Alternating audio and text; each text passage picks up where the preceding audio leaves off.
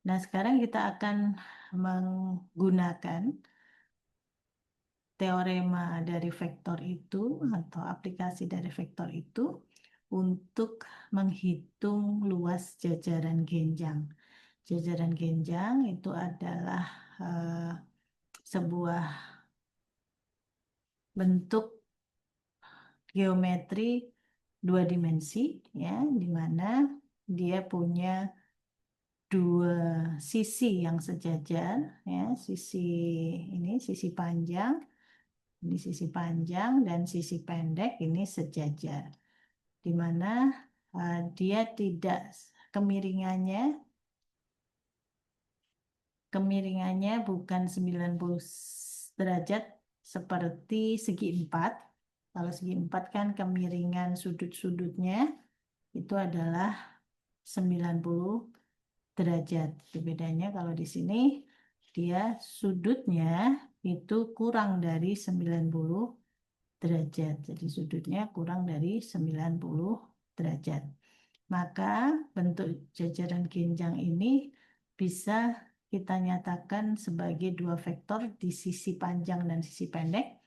Sisi panjangnya itu misalkan adalah dinyatakan sebagai vektor U, sisi pendeknya dinyatakan sebagai vektor V, maka luas dari vektor tersebut, maaf, luas dari jajaran genjang yang dibentuk oleh dua vektor tersebut itu sama dengan eh, luas itu kan sama dengan base itu panjang ini, ya, dikalikan dengan tinggi. Nah, tingginya sendiri ini, tinggi ini itu diperoleh dari eh, besaran ini. Besaran ini itu sama dengan eh, besaran V dikalikan sinus theta.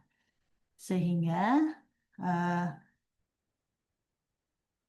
untuk mencari luas A itu bisa dirumuskan sebagai U. Base-nya itu kan U. U-nya ini kan besaran U. Besaran U, base, dikalikan dengan ketinggian. Ketinggiannya adalah eh, V, vektor V, besaran vektor V dikalikan sinus theta. Maka kita kembali ke rumus besaran tadi bahwa ternyata UV dikalikan sinus theta itu sama dengan norm dari cross product antara U dan V. Ya, jadi kita bisa hitung dengan menggunakan besaran dari norm, ya.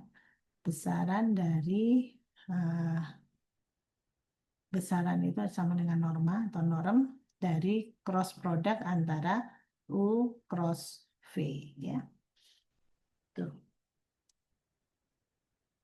Eh, kemudian ini contoh, ya, contoh menghitung luas segitiga dengan sudut P1, P2 dan P3 di ruang tiga dimensi, ya. Ini juga bisa kita hitung menggunakan rumus jajaran genjang tadi, di mana segitiga, luas segitiga ini itu kan sama dengan setengah luas dari jajaran genjang, kan setengah luas dari jajaran genjang.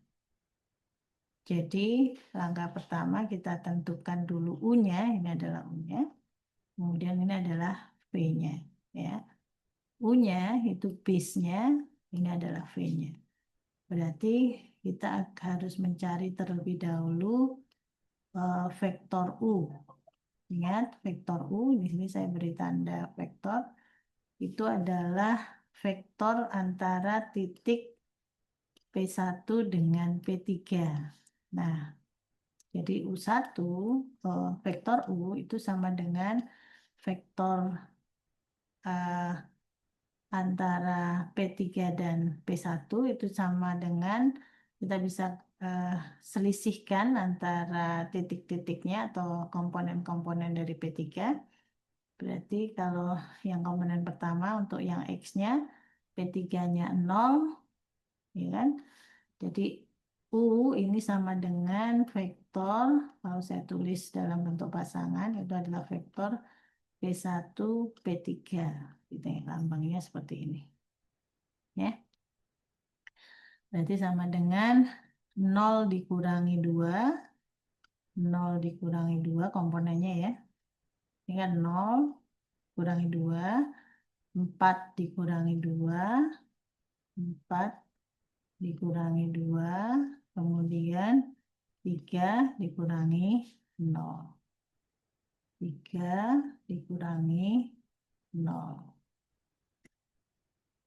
Maka komponen dari vektor U itu sama dengan minus 2, 2, dan 3. Dengan cara yang sama, kita bisa tentukan vektor V itu sama dengan vektor P1, vektor yang dibentuk oleh titik P1 dengan P2. Vektor P1 dengan P2, sekali lagi sama caranya ya. Kita lihat komponen pertama dari P2 dikurangi dengan komponen pertama dari P1, kemudian komponen kedua dari P2, 0, dikurangi dengan komponen kedua dari P1, kemudian komponen ketiga dari P2 dikurangi dengan komponen ketiga dari P1. Maka vektor V itu sama dengan ini min 1 ya. Min 1 min 2 maka sama dengan min 3, kemudian min 2 dan 2. Nah, setelah kita dapatkan UV, maka kita bisa menghitung cross product antara U dan V. Tadi ngitungnya kita pakai matrik kan? Ya, kita rubah menjadi matrik. 2, 2, 3, kemudian yang V-nya min 3, min 2, 2, ini matriknya. Maka U cross V itu sama dengan komponen matriknya, masih ingat? Kolom kedua dengan kolom ketiga, ya.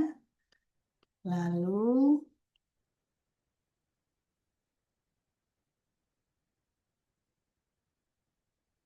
kolom ke-1 dengan kolom ketiga, jangan lupa tandanya minus.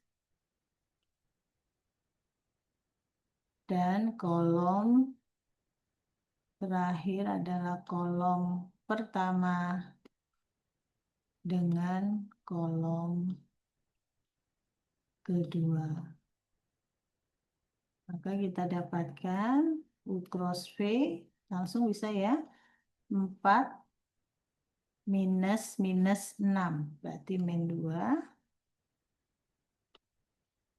Ini minus, berarti di sini dulu minus, minus kan, berarti plusnya adalah min 9 minus minus 4. Jadi min 9 plus 4. Minus 9 plus 4. Dan yang terakhir 4 minus minus ya, minus minus lagi ya. Minus min dikurangi kan, dikurangi min 6. Berarti kan sama dengan 4 plus 6. 10. Nah, ini ya. Kita sudah dapatkan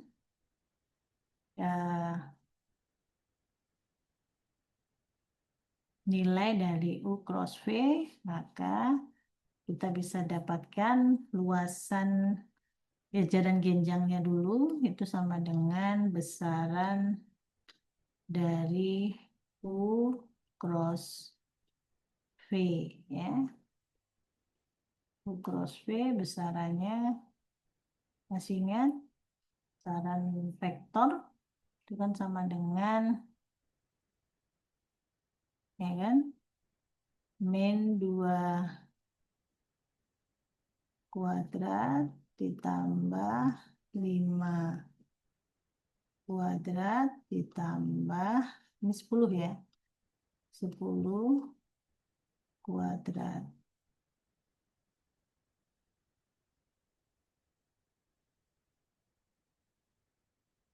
Maka sama dengan akar dari 4 tambah 25 tambah 100.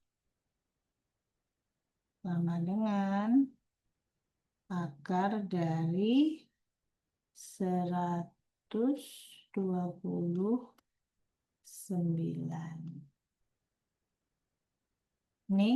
Ini adalah luas dari jajaran genjang. Tapi karena yang ditanyakan adalah luas segitiga, yang ini sama dengan luas jajaran genjang, gitu ya, satu sini.